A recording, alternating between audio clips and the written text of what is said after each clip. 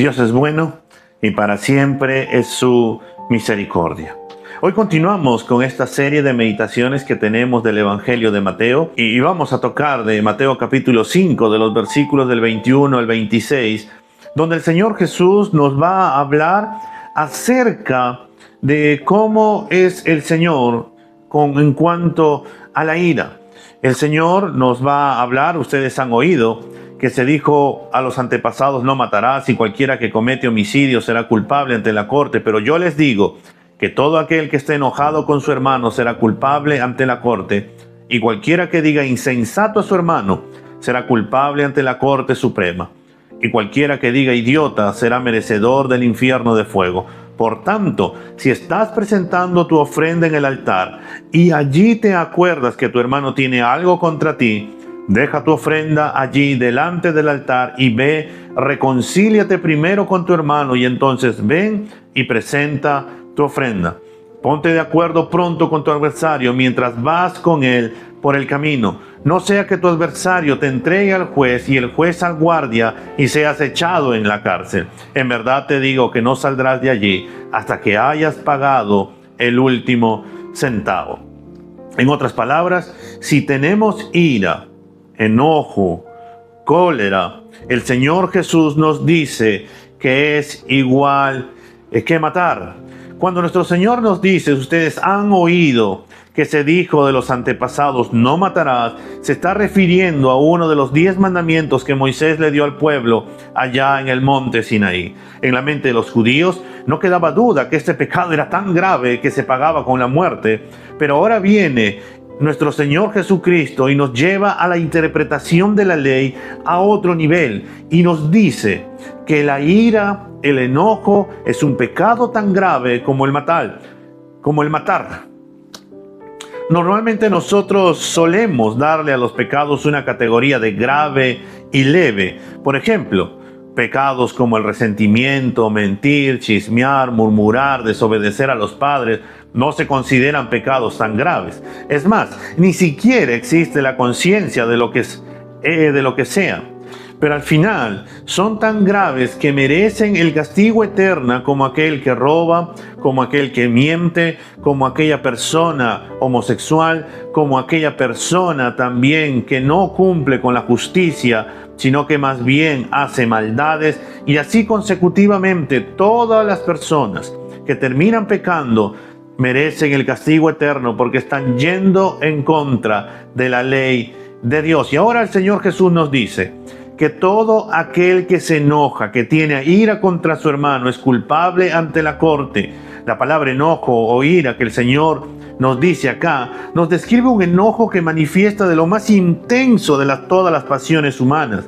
Esta es la ira o enojo que uno guarda en su corazón y que no la hace desaparecer, sino que es la persona que guarda, que está resentida, que tiene odio. Es la persona que termina diciendo: ¿por qué yo tengo que perdonar si esta persona a mí me ha ofendido? Esta ira o enojo que se guarda en el corazón es la que nuestro Señor Jesús condena tanto como el homicidio y dice que el tal será culpable de juicio. Algo que tenemos que dejar bien en claro, que la ira o el enojo que la palabra de Dios condena es aquella que el ser humano guarda en su corazón, es decir, la falta de perdón. ¿Por qué? Porque todos los días o algunos momentos, en algunas situaciones, terminamos enojándonos, terminamos molestándonos. Pero la palabra del Señor también nos dice: enójense, pero no pequen.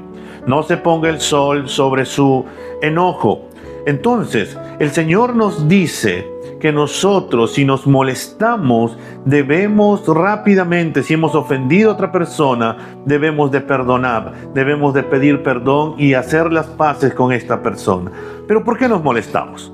Nos molestamos, creo yo, por nuestro orgullo cuando es golpeado y por ende nos terminamos enojando, nos airamos, o cuando algo no nos sale bien, cuando alguien nos ofende, cuando alguien no hace lo que yo quisiera que haga, y si no llegaron a hacerlo, o como no lo hicieron como yo quiero que se haga. Hay muchas razones al final por qué nos molestamos, pero estas pueden ser algunas.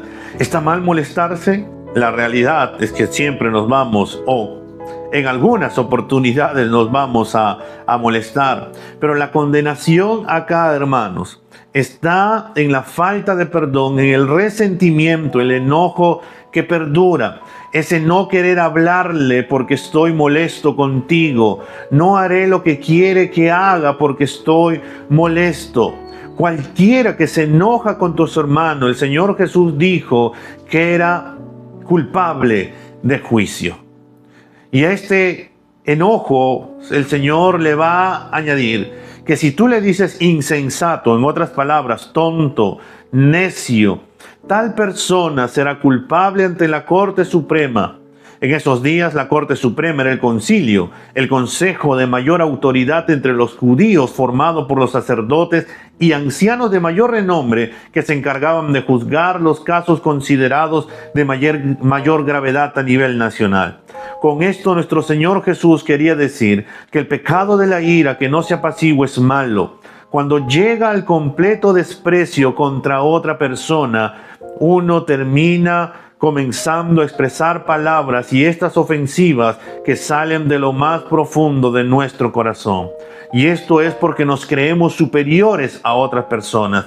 Y es así que las despreciamos, insultamos, y Cristo nos dice que si nosotros hacemos esto, vamos a ser juzgados con el máximo poder jurídico de la nación, porque no hemos aprendido a perdonar. En otras palabras, vamos a tener que ir a juicio. Y ese juicio será porque no hemos disfrutado del perdón, que no hemos disfrutado de la gracia de Dios, y por eso todavía manifestamos el resentimiento, el dolor, la amargura, el enojo, porque no hemos probado realmente el perdón de Dios, porque todos aquellos que han probado el perdón de Dios han aprendido a perdonar. Como Dios nos ha perdonado, nosotros también perdonamos.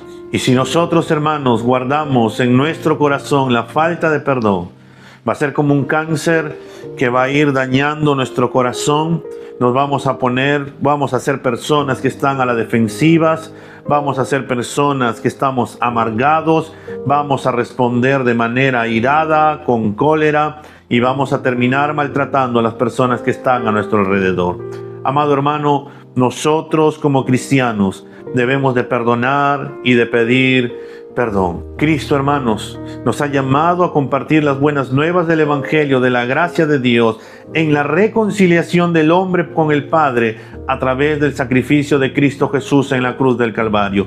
Así como Dios nos ha reconciliado con Él, nos ha perdonado, nosotros también debemos perdonar. Por eso el Señor nos dice que si tú traes tu ofrenda al altar y allí te acuerdas que tu hermano tiene algo contra ti, deja allí tu ofrenda delante del altar y anda, reconcíliate primero con tu hermano y entonces ven y presenta tu ofrenda. La consigna es esta, hermanos: acordarnos de que si mi hermano tiene algo contra mí o yo tengo algo contra mi hermano, no especifica quién empezó la disputa o quién tiene la razón. El punto acá es que hubo una discusión que provocó un descontento entre ambas personas, y lo que ahora es que nos llama es que debemos de reconciliarnos.